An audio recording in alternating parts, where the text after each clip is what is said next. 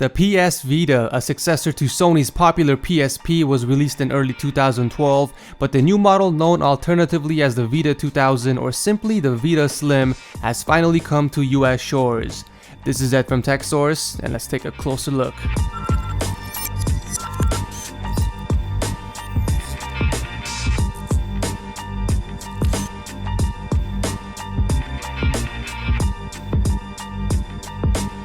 The black model will debut with Borderlands 2 and an 8GB memory stick, which is not a bad deal considering you get all this for only $199. There are a total of 6 colors to choose from, however the black model is the only one available in the US. There might not be a big leap from the original Vita, but its evolutionary changes are welcome. It's lighter and thinner than the original model, and it includes 1GB of onboard storage. Sony did however change the OLED display from the old Vita to an LCD panel.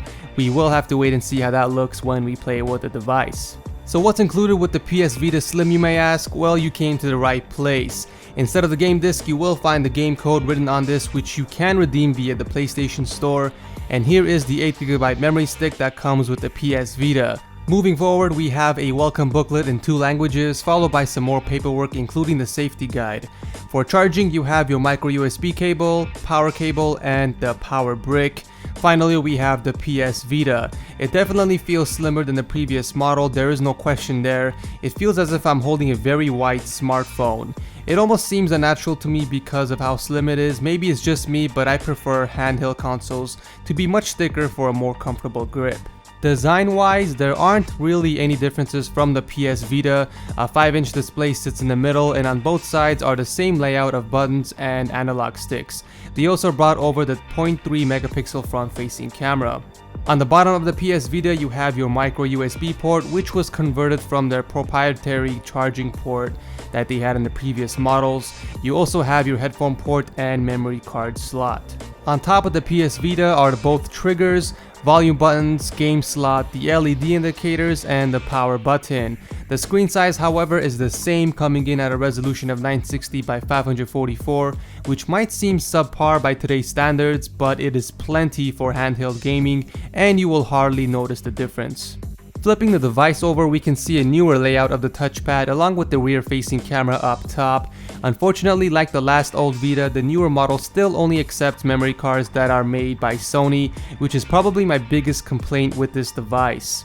Did I mention that the PS Vita is slim? It's literally double the thickness of the iPhone 5S. Using the PS Vita, we can see that the new LCD panel isn't that bad by comparison. It doesn't have quite the same deep saturation as last year's OLED model, but the screen does provide for more natural color tones, and it did not seem washed out at all.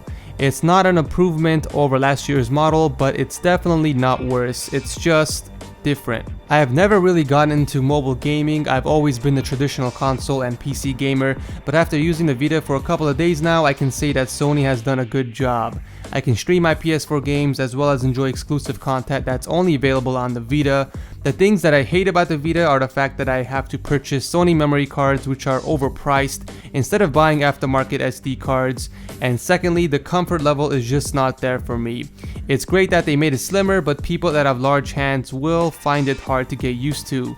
Personally, I'll be sticking with my PC and PS4 since I don't do a lot of traveling, but to anyone that likes handhelds and is on the go constantly, this is a no-brainer. Anyways, that wraps up our unboxing and overview of the PS Vita limited edition bundle. I want to give a huge thanks to GadgetGuru and Colbert Tech for pitching in and making this video possible. If you guys want to enter for a chance to win the PS Vita, all you have to do is be a subscriber of us, TechSource, Colbert Tech and GadgetGuru, as well as leaving one comment on each of our videos. Here are the links to their videos, and you can also find them in the description section down below. As always, my patrons get an increased chance of winning the giveaways. If you want to learn more, you can click on the Patreon link here or in the description section down below.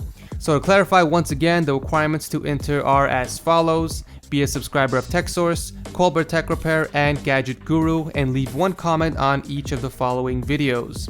I will announce the winner on June 1st on our Twitter account, so make sure to follow us there. Thanks for watching and good luck.